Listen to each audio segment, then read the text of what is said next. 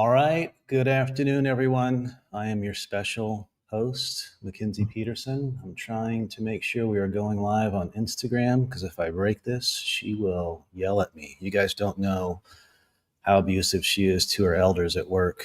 Hey, Todd, how's it going?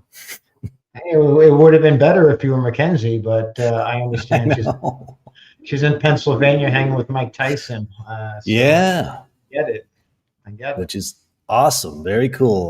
We appreciate Ziad and Jason Wild for letting her tag along. That's right. Those two are something, I'll tell you. They do a lot behind the scenes that doesn't, get discussed. But there are some people in the industry who have been working real hard and by design have been tight-lipped on what's happening because loose lips sink ships. Yep. And that's, even with that, I think we've seen a Wall Street Journal leak. We've seen the Free Press with the leak. We've seen Jim Hagedorn out there on MJ Biz. There's been, enough croutons, which are, just breadcrumbs that are baked. There's been enough to suggest that something's afoot at the Circle K. We're going to talk about, I think, a very interesting sort of dynamic that's evolved over the last couple of days, weeks, something that we've heard about for some time, but it has seemed to percolate to the surface as it pertains to the hemp loophole. Right. The implications for the cannabis space. We also had Verano earnings this morning. Yeah. And the settlement, importantly, with Vireo, which I think is materially bigger than any one quarter is, and particularly when you're pulling in a lot of, a lot to build and build out your footprint for what's to come, and less focused on a quarter-to-quarter snapshot, which is what I think they're doing. I think Verano's about to go back on offense. Nice. At all accounts, and I think that's what you're seeing. George, I know, has been making the rounds, going to pretty much all of his locations. He was in Jersey, I hear, because one of their bud tenders, one of the managers of their stores, has actually become a good friend of mine, and they were very excited to host George. So I know George is making the rounds, and I know he's gotten a lot more involved in that. We're involved. We own the stock. We're not. That's the extent of our relationship. But I like what I'm hearing. I like the tone on the call, and I think they're in the right place. Virginia is going to be a good market, and I think Florida, they're poised, and Pennsylvania. I mean, they're in the right places at the right time. So. Part of a bigger conversation, right? Because there's a few things on the federal level that are happening that are going to unlock or not the upside here, right? And I think that's the meat and potatoes what you and I should be discussing.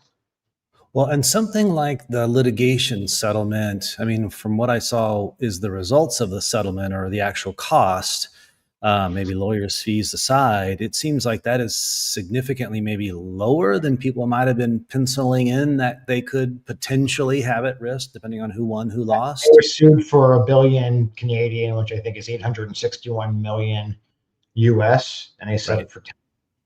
Right. They settled for 10.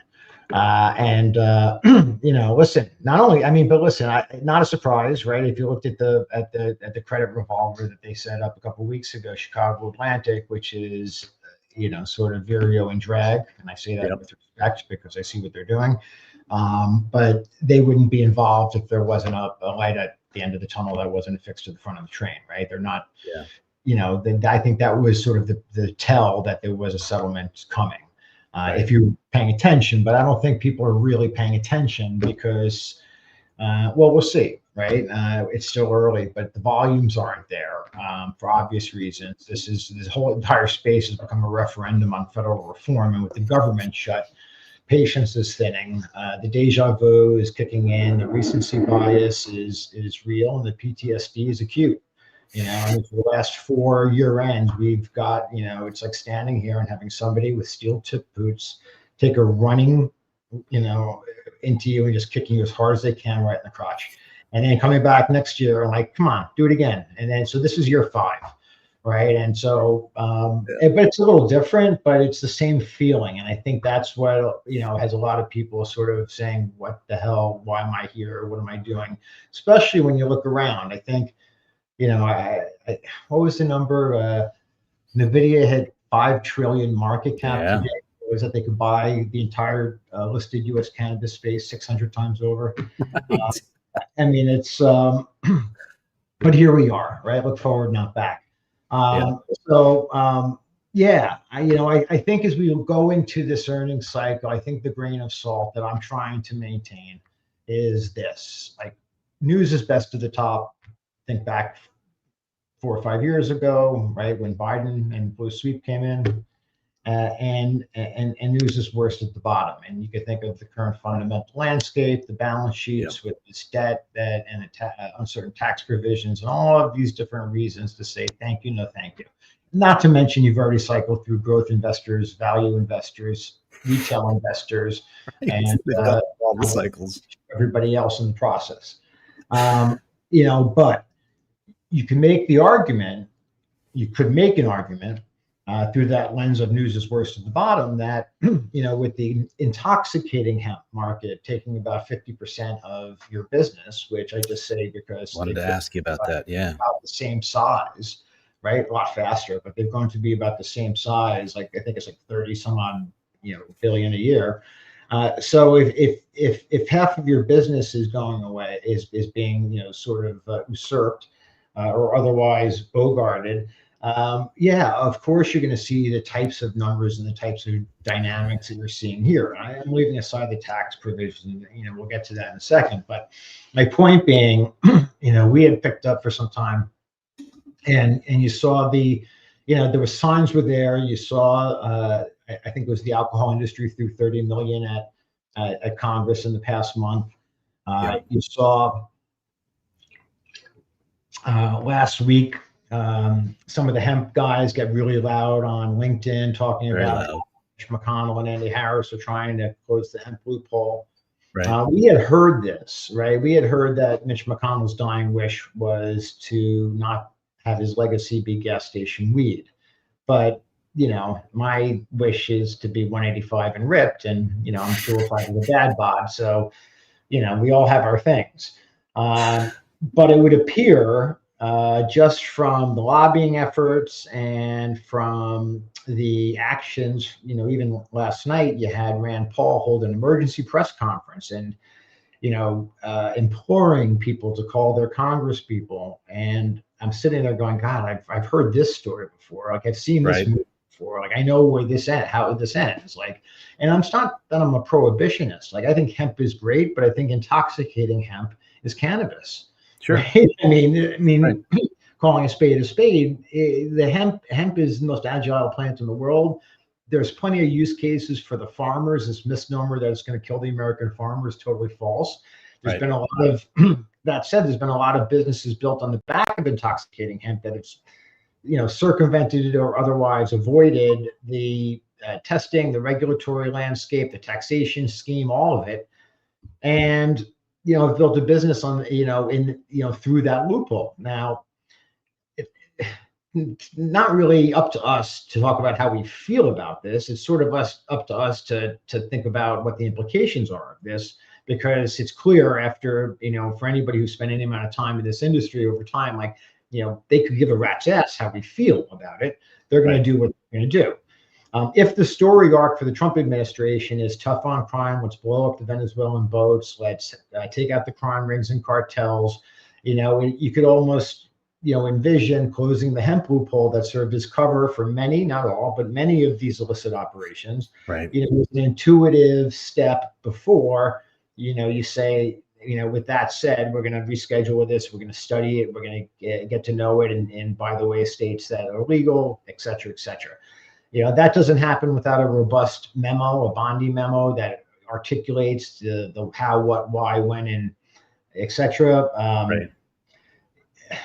I see the betting markets as you do, 1 in 5 chance if something happened by year end. But, I'm trying hard not to get too influenced by the noise, right? For instance, somebody who's in the space called me, or not called me, messaged me after the close yesterday and said, I'm told that Susie Wiles has soured to our cause. Oh, Right. no, that sounds bad, right? So I, ran it up a few flagpoles that I trust. One said, don't believe, don't listen to the noise.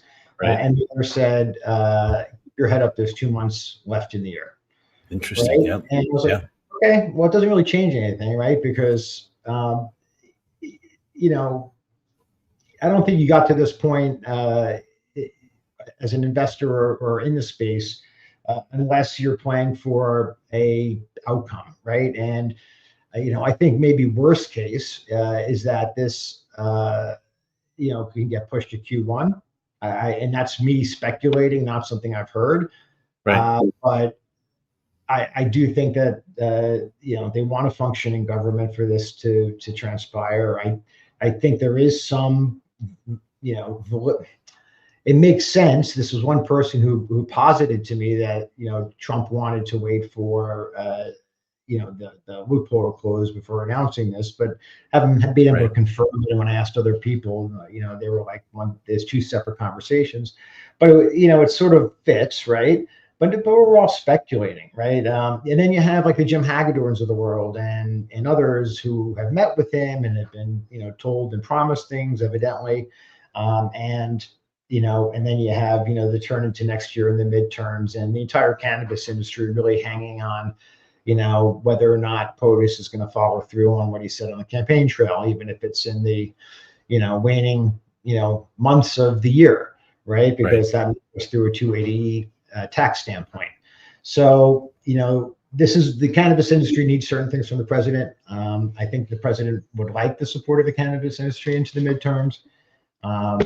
But we need a functioning government, obviously. Like it's been broken for a while, I think we could all agree. Just watching anybody who's been in cannabis could tell you how broken the government is. Like we don't need a shutdown to articulate that. But we do need it open for there to be things like publications in the Federal Register, not to mention all the federal workers who are now without pay. Personally, just putting it out there, I don't see this lasting past Thanksgiving. I don't see air traffic control or TSA saying, it'd be bad. Yeah. And I think if it gets to the point where people can't travel on Thanksgiving, you're going to have a real situation. So I'll take the under there, which will leave us a month or so to govern from a federal level. But like I said, there's agendas in play, and we'll see. We'll see what happens. It's frustrating, right? It always feels like there's something like this was.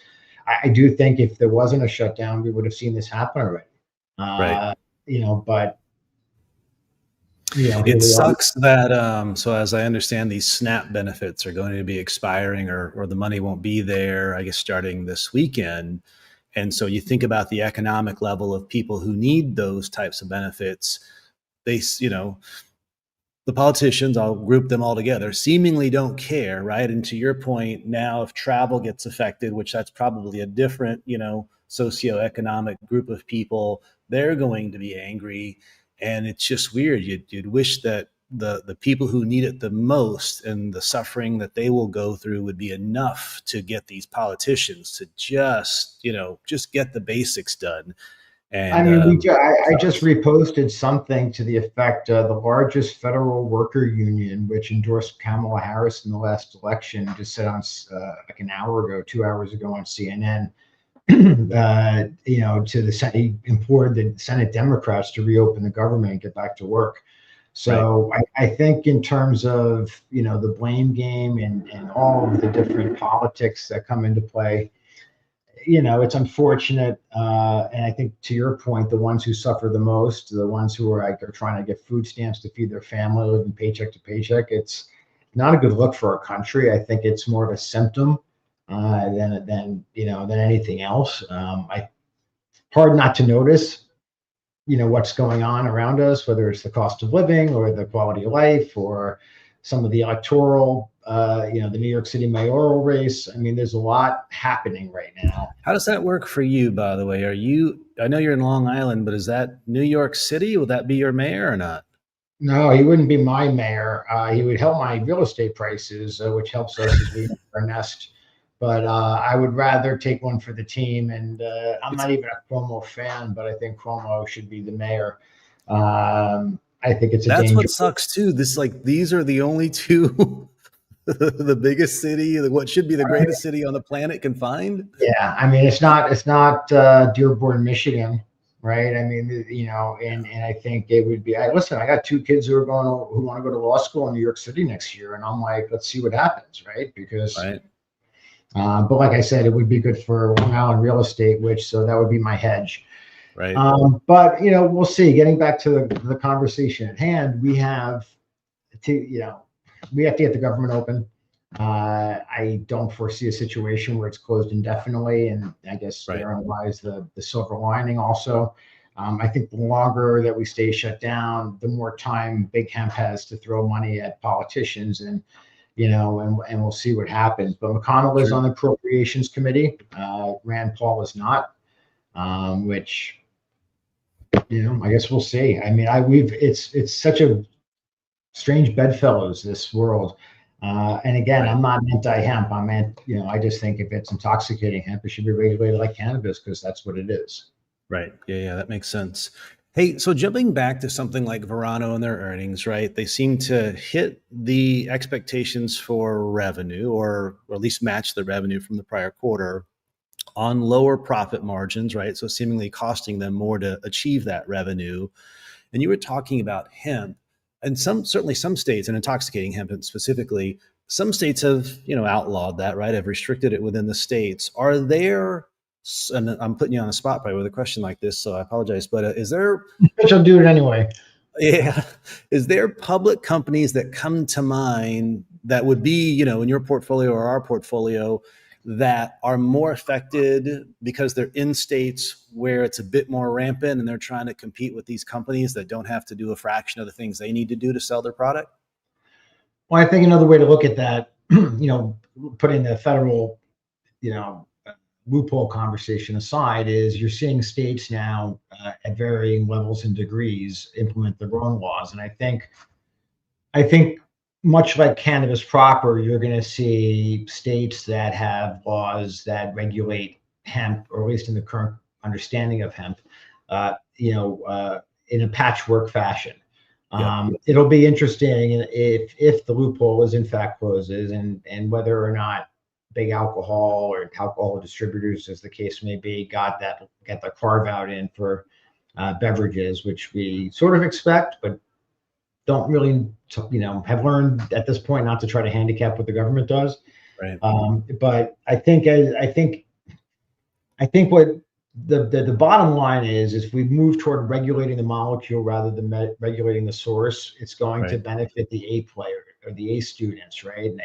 And the A students are the ones who have the licenses, who've been doing the things the right way, Right. because they've been forced to. And a lot of the C students who don't want to be graded are going to fall by the wayside. Right. There are good hemp companies, right? But the question goes Yeah. back to, was the intent of the 2018 Farm Bill to allow Right. for intoxicating hemp, or was that a unintended consequence that Mitch McConnell has the ability and perhaps the votes to close, and doesn't want his legacy to be, gas station weed? Right. Right. That and I would get that too, right? But I think that if it happens, and I'm not saying that that's what I want, I'm just saying that that's what it seems to be, what Rand Sure. Paul is cautioning against, and what the hemp guys are all of a sudden and they're spending, the alcohol guys are spending, to try to kind of wedge their way into the conversation. That seems to be um, within the probability spectrum. Put it Right. that way. Whatever assignment of probability you want to put there, that's up to you. I don't know. I'm not going to play that game again.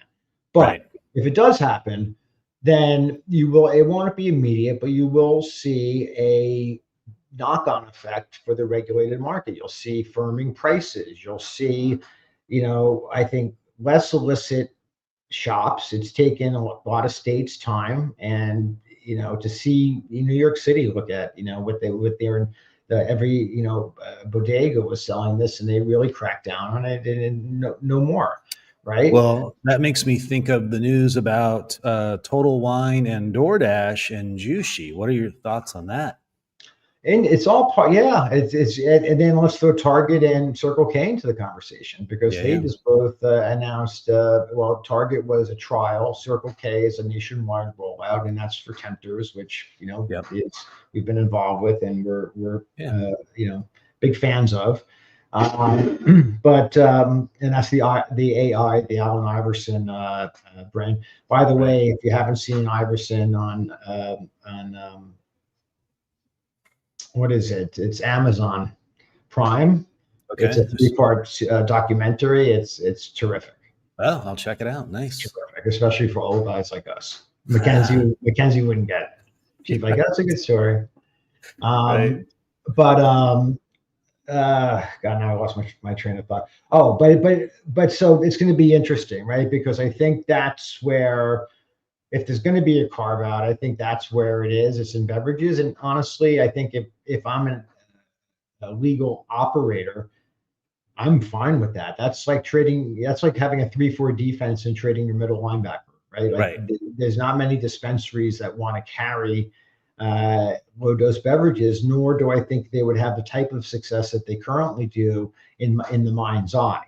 So I Yeah. think if there is this crossover, I don't know if you caught that reference to Iverson, but if Nice. there is this crossover to low dose beverages, Hmm. what we're doing is having conversations with some of the operators and saying, hey, if we meaning uh, tempters, but any THC beverage, needs to change up our supply chain. Is they're interested, in being that supply chain, and we'll maintain our distribution channels, Right. right? And so, just starting to look around the corner and have those conversations, just in case, as contingency plans. But this all is a lesson in conjecture, because we don't know when the government's going to open. We don't know what's going to happen when the government opens, and we don't know how, and more importantly, when this sequence will circle. Right? Right. Like, there's other stuff that gives me optimism, but it's not my place to discuss. Sure. Yeah, yeah, absolutely. Yeah, and I forgot about the whole Circle K thing too, as well. I mean, again, they weren't named in the lawsuit, but it just feels like it would put this bit of a chilling effect, right? I mean, as I understand the lawsuit, they ordered products or bought products through those channels, right? Tested them, found them not compliant, and said, hey, you guys are sort of taking an unfair advantage over our business that is compliant, even though, technically, I guess, in the eyes of politicians, are different products. I've got to think, right? If you're a total beverage and you're a DoorDash, all of a sudden you're like, holy crap, I've got to figure out which products are compliant, which products are not, and try to avoid distributing something that doesn't fit the current rules and regs. Yeah, it's a paradox, right? It's Yep. a riddle wrapped in an enigma, however that thing goes. But I think it's the best. It's the best and worst thing that's ever happened to cannabis, right? I think Yep. it's the worst thing that's ever happened, in that it gave cover to all of this poison, right? Yep. And my friend Derek Maltz, we talk, and he tells me all of these different chemicals that I can't even pronounce, and all of these things that they're in distribution. And it's like, and I think Dank Farmers did a terrific job of exposing some of this stuff. I know he bristles some the wrong way, but Yep. uh, and this other guy at the Main Wire, Steve Robinson, has done some terrific work in exposing this stuff. But that's all made possible under the cover of this, as you said, law enforcement and everybody else. Like, there's sort of a gray area of it's legal, but is it, and I think that clarity around the rules and regs and the uniform structure is going to be really good for the regulated market, because that's where they've operated. I think that's sort of the appetizer, if it happens, and then I think it's not even the main course, but it is for purposes of this industry and What's to come is Schedule 3 and that announcement, which would be an intuitive dovetail. Yep. Check the box into the midterms and before year end, as many in the industry, desperately want from a 280E standpoint. That would be, sort of the swan song and and a complete departure from everything we've ever experienced in this industry into year end. But again, this is an administrative process, not a legislative process. Right. And unlike pretty much any other time in history, President Trump has the ability to, if he chose to, issue an executive order to say reschedule cannabis, and Pam Bondi could actually do it because it's teed up for her. Whereas, nobody else could do that because it was never before teed up. So, I think Mark Hodes said he thought you could expect a similar memo or guidance of some form from Treasury, which would probably also really help to get both if you could. Yeah, anything. And Mark is, he's he's like a pit bull on a T-bone. Yes. A long time. Glad to call him a friend, right? We go back and we're Raiders fans, so nice. Like if there's anything that's going to prepare you for, cannabis in the bear market, it's being a lifelong Raider fan. He said publicly, because I would never speak for him, and he's, said to me privately, but also said it publicly, that he's spoken to the top of Treasury, which implies best. And and I know better than to doubt him. We saw what he did with Robinhood. Right. Yeah, which is awesome. So I do think that there have been, I do think that there have been,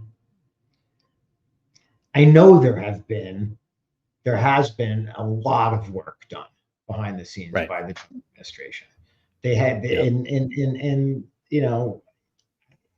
when that sort of blossoms for the industry, I don't know, but it's night and day versus what Biden did. Biden, I don't even know if he was there.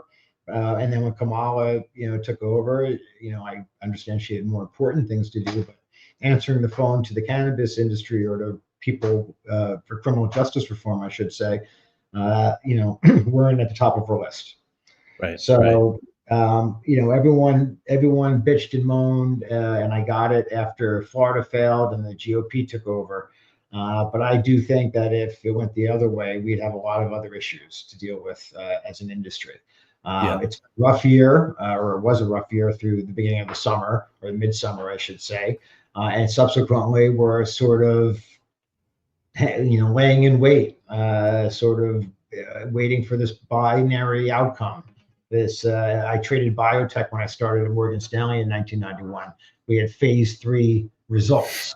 Right. This is a Schedule 3 result. Right. And unless Trump was going to post the ECS video, and according to Jim Hagedorn or the Wall Street Journal or the Free Press, make certain assurances, and then turn around and make a different decision, which I personally find hard to see, but who knows, right? That's the risk of politics, right? And I think we've all learned a lesson about being so dependent on the federal government to come through on a thesis. But I don't think you can understate the halo effect that Schedule 3 would have for 2026, from states to banking.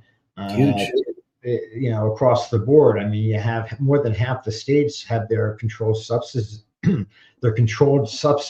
Act tied to the U.S. CSA. So that undergoes an automatic review. A lot of them can, defer or alter the path, but a lot of change will happen. I think we've heard a number of congressmen say, "Talk to me," when it's not Schedule 1. Right. So I think you'll see this unlock value and optimism and investors, but also more reform, more state level adoption. And I think in the back half of Trump's term, I think he's got his eyes on States 2.0 as a way to deliver on some of the criminal justice promises and some of the other issues that he's already signaled. Right. Hey, let me ask you this question. I was thinking about this with the Verano results as well, and you probably haven't looked at this maybe that closely in a while, though you guys are part of the whole Roundup program, and that's still going on, right, with some dispensaries for Mission Green, right? Yep. Do you have a sense of how are their loyalty programs going? Is it working? Is it helping? Are they saying it's helping them get more repeat buyers, especially thinking about how they have to compete with gas station hemp? That's harder for them to certainly do programs like that. Not that they Yeah. would. But yeah, you have any thoughts on, is that helping at all? Yeah, great question, but two separate conversations. So the Roundup program, we've seen continued adoption. We're working with PharmaCann still, Verano, I believe is still working. We've seen programs from Trulieve and Cresco where we launched in Illinois. I think we're about to launch in Florida.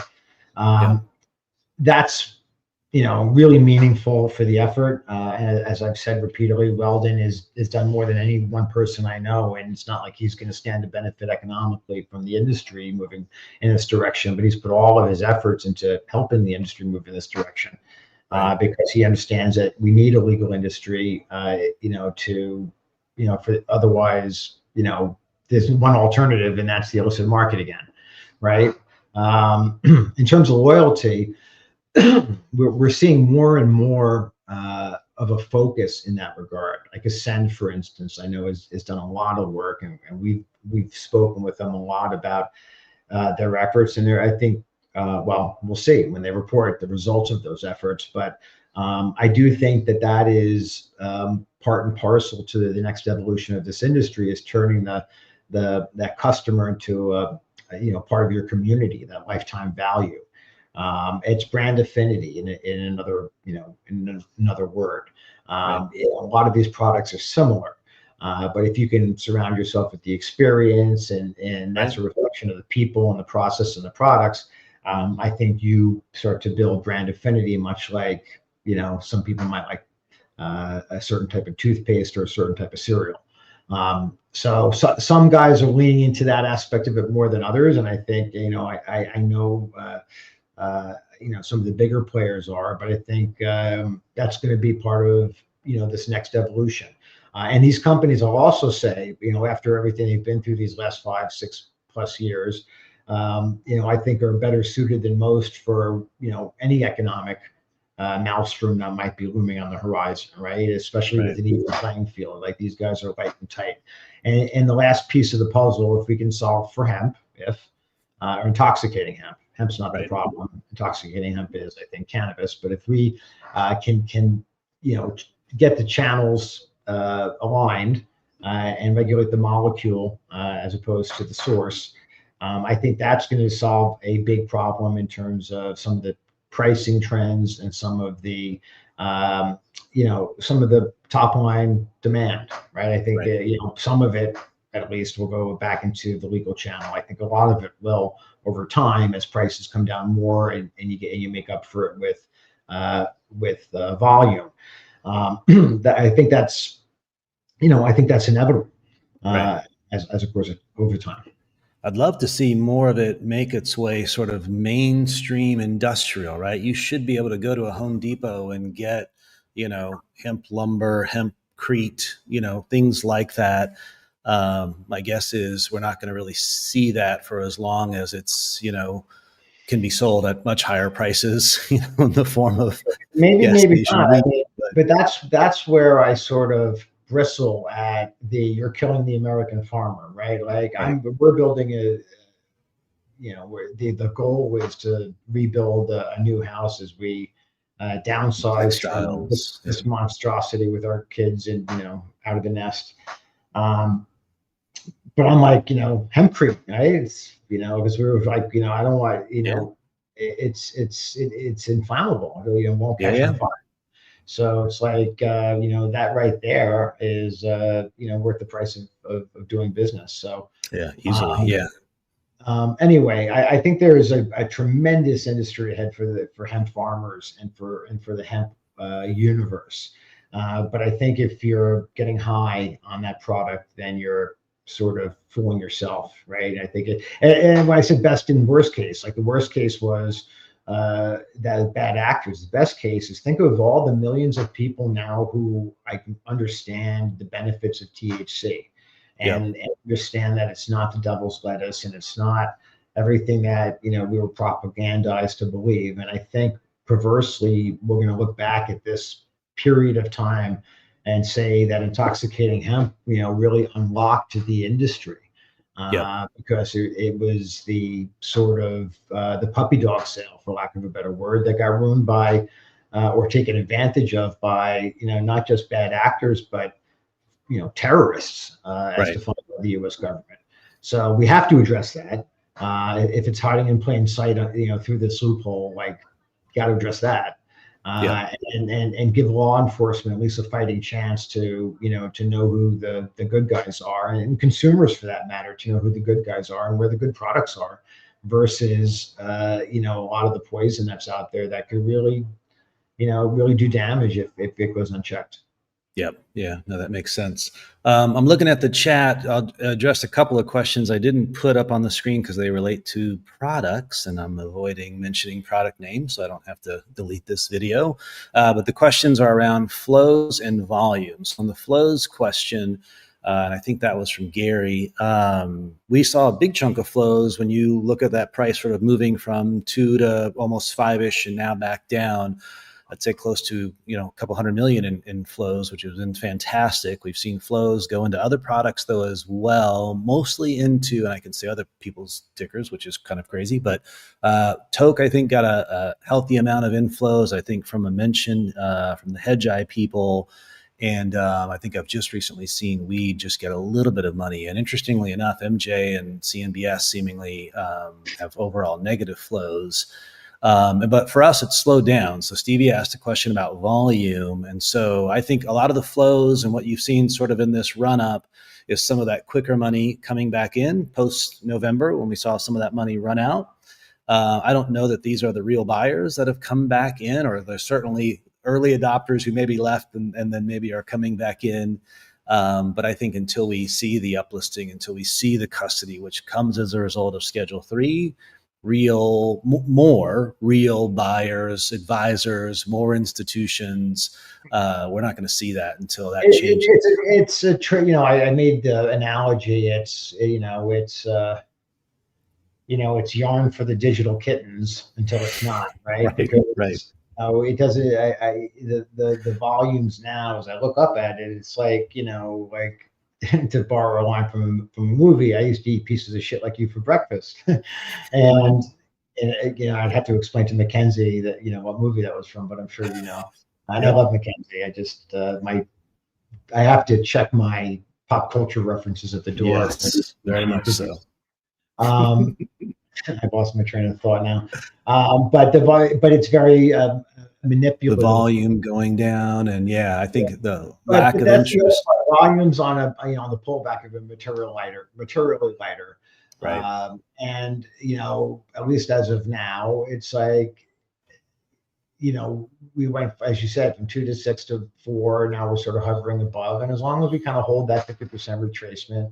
And I say that because it feels like every day the broader market goes higher, and anytime it hints at going lower, like all of a sudden it's like, oh boy, it's going to be interesting to see what happens to the sector when risk is off, right? There's still pockets of optimism, and my hope is that we'll see we'll catch the tail end of that, because I think if you look at the poly markets of the world, they're saying rescheduling is like less than a 1 in 5 chance, and if you're have any sort of memory, your recency bias is telling you that this is the same story playing over again. And so it's, the I don't know if it's an October surprise, but the year-end surprise potential is still there. And at least as it stands, the market's saying, trying to handicap whether or not that's going to come in. Right. You think there's probably a fair amount of people who don't care as much about whether it happens by year end or whether it happens by Q1 into the midterms outside of the industry, I'm saying, and the 280E implications. Right. But I think overall,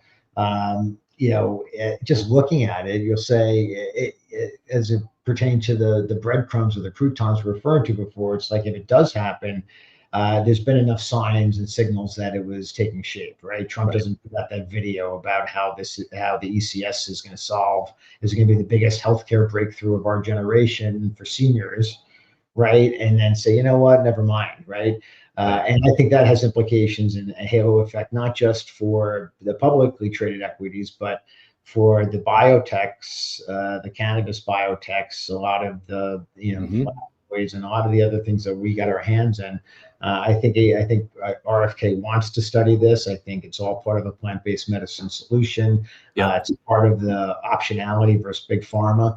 And it's what it should be and what it was actually before Rockefeller cornered the medical market and basically bribed colleges with grants to teach petroleum-based medicine as the curriculum. Right. So this is Right. all part of the public record. I think we have a shot at sort of breaking through the deep state bureaucracy and getting this plant away from Schedule 1 in the near future. And that's exciting when it's not frustrating, maddening, and completely demoralizing. Yep. So yeah, especially all things biotech. I was, again, without mentioning specific products, the move in psychedelics, this year, so really since November has been fantastic, and it gets, a fraction of the mind share. And I wanted to maybe comment too, relative to the challenges around the lower volume that Steve was referring to. Like if these are large cap stocks and we're just going through a period of low volume, it still takes a lot of money to move those stocks around. But we're sitting in micro caps, so when that interest wanes, it doesn't take very much money to push these stocks around 100 or 200 basis points or 300 basis points at a time. I mean, look at what the articles have done. I mean, but they're fadeable. And I mean, Yeah, newsflash, um, you know, there will be a point where people are going to look for exit liquidity. sure. Just the traders, I know, on a headline. Right, But I don't know. I mean, what we saw in the first half of this year was a lot of capitulation. We talked about all the institutions that said never again. right, And we saw it. I think that some of these ETFs were down almost 50%. right, By 4th of July. right. So it's been a better back half, but like I said, it's a phase 3, clinical trial. Yeah, and I think you'll see the growth too. Not sort of. I mean, I'd love to see it all in the products that we offer, but I think you're going to see it included in other indexes, sector funds, Yep. healthcare focused, wellness focused, consumer discretionary focused. And I think when that type of dollars start, even at the small size of these stocks are now, boy, that's just going to have a huge opportunity. I think relative to this I mean, category as a whole. I've introduced you to some of these institutions, right? Yeah, And what have they said? When we'll buy they're you waiting. Right. the stocks. Yeah, absolutely. It's the same conversation with some of these companies. They love it. Like when you're 5 times the size, we'll buy you. Yep. Yeah. And part of it's a volume game, and part of it's a second mover. Everybody wants to be the first, second mover. But to your point, this would be, whether you use the Schedule 3 announcement, the purported Schedule 3 announcement as exit liquidity or not, is whether or not you believe that there's more to come behind it. And by that I mean uplisting and state, and the rest of the stuff to normalize it, right? And I do think there'll be a solution around 280E because, in large part, there's enough pressure through the judicial branch as well now. Right. And I don't, I think that, the fact that they pushed the gun hearing a little bit, I think dovetails Yes. to them wanting to, kind of make it a moot point at that point. It doesn't make 280 a moot point, but then that becomes, I think, once you have, and this is the bull case, right? So put on your rose-colored glasses, but the bull case is that the hemp channel closes and that demand returns to, at least in part, to the legal and regulated channel. Right. You have Schedule 3, which stops 280E and then begins the process of determining what, how do you resolve this, these uncertain tax provisions, which is really treated as debt, but is unlikely to be dollar for dollar, depending on how it settles. And then you have return of demand, you have solving the 280E, and then you have more and more states come on as normalization and as a Schedule 3, and the banking and listing and the awareness around this, right? Like Robinhood, right? I mean, imagine, having the ability to be able to access these names, like look, custody these names. Like this is why we've been fighting 5 years for custody, is because we want to avoid a situation like this. Yeah. So, here we are. We either we got to push forward or pack it up. And if we were going to pack it up, we would have already packed it up, I think. So. Yep.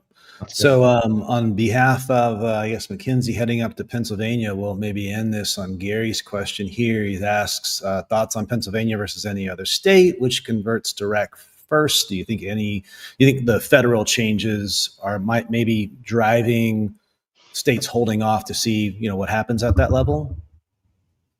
I think it's going to play a part. I think it'll certainly help grease the wheels. I think Virginia's sleeping, Virginia's another one, Minnesota is another one, but I think S3 would unlock, it'd be like, let's see what happens with Texas. That's one of the states where the CSA is tied to the federal CSA. So there's some behemoths out there, but I think all the industry really wants is an even playing field. We've been saying it for years. Right, just treat it, cannabinoids as cannabinoids. If it gets you fucked up, it's treated this way. If it doesn't, it's that way, and make it safe for consumers, age gate it, all the things Cahota says, I agree with. I think where people get contentious is around how you define hemp. And, I think hemp, I always think of hemp as how it was, envisioned in the 2018 Farm Bill, which is rope and industrial use cases and cattle, animal feed, and all the many other wonderful use cases for hemp. Right. But when you start to get high on, then you're really just manipulating the vernacular. Right. I think once you get to a place where you have a even playing field, I think these companies that have gone through hell and are still in hell in the status quo, start to see a line of sight on what this cannabis industry could look like in a normalized, regulated world where they're based on their merits and rewarded on their performance. Right. Yeah, I do believe cannabis gets to that alcohol industry level, right? I mean, could you imagine in today's day and age buying a nondescript bottle of a yellow substance and someone's like, oh, you'll love it. It tastes great. Well, they had that. It was called bathtub gin. Right, I know, and making a blind. Right. We've done this before, and if you go back and you just study the history and the monopolies that controlled, energy and medicine, and think about, like, I mean, I don't know, I'm a bit of a history buff, but I go back and I watch, how J.P. Morgan saved America and then proceeded to make it in his financial interest or image. As a case may be. So all of this is interesting, but I think subject to change, and it would be paradoxical, ironic, beautiful to see a red, administration, red government move on this issue, because Lord knows the Democrats had their chance. Yeah, I agree. I'm still putting my bets. My official, prognostication was Q3, 4, 5, so the end of the first quarter next year. But I think I might be with you. And, if I had to lay some money down, would it be before end of the year? I'd probably bet on that, but I'm not betting. Certainly this week, the week of Halloween, that probably wouldn't go well relative to messaging. You can get 5-1 on Polymarket. You can, I think, where you are. I can't where I am. Maybe, yeah. But I'm not putting odds on this stuff. I think you're going to want a functioning government by Thanksgiving. Right. I think they're going to try to cram in a bunch of year-end legislation, including appropriations. Right. I think from there, it remains to be seen. Just listening to Rand Paul last night and having him implore people to call their senators, I'm like, I've heard this before. Right. And so, we'll see what happens there. And then I think, if well, the other day is Veterans Day, but I don't think it happens then either. That's just too 420-ish. Like, I think it's going to be something different. I don't know, but I do know that this is now almost twice as long as I do with Mackenzie, and I just got an alert for my 1 o'clock, which is like All how right, that. let me find the outro video. Thank you, sir, as always. We appreciate your support. Thank you. Thank you. Hang on. I'll talk to you soon. Thanks for joining us. Yes, sir. Thank you. Bye, guys.